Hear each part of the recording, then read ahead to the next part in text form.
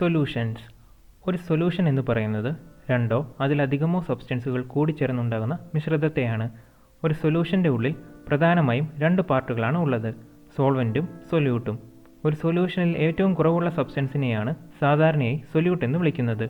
ഒരു സൊല്യൂഷനിൽ ഏറ്റവും കൂടുതലുള്ള സബ്സ്റ്റൻസിനെയാണ് സോൾവെൻ്റ് എന്ന് വിളിക്കുന്നത്.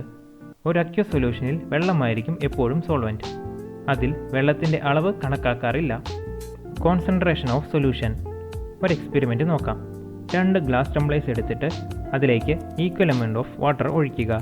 ശേഷം ആദ്യത്തെ ടംബ്ലറിലേക്ക് 1-2 കട്ട പൊട്ടാസ്യം പെർമാംഗനേറ്റ് ഇടുക. 4-5 കട്ട രണ്ടാമത്തെ ടംബ്ലറിലേക്കും ഇടുക. എന്നിട്ട് നന്നായി ഇളക്കുക. ഇവ രണ്ടും തമ്മിലുള്ള കളർ ഡിഫറൻസ് നോക്കൂ.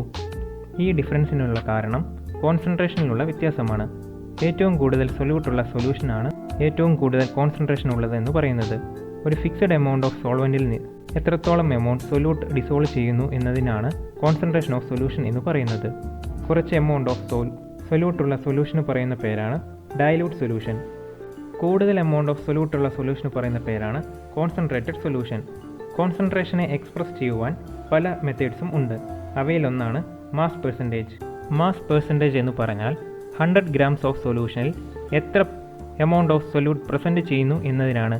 which can be represented as mass percentage is equal to mass of solute divided by mass of solution into 100. മറ്റൊരു എക്സ്പ്രസിംഗ് മെത്തേഡാണ് പാർട്സ് പെർ മില്യൺ അഥവാ ppm.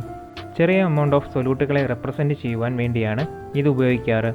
Volume percentage, molality, normality തുടങ്ങിയവയാണ് എക്സ്പ്രസ് ചെയ്യുവാൻ ഉപയോഗിക്കുന്ന മറ്റു മെത്തേഡുകൾ.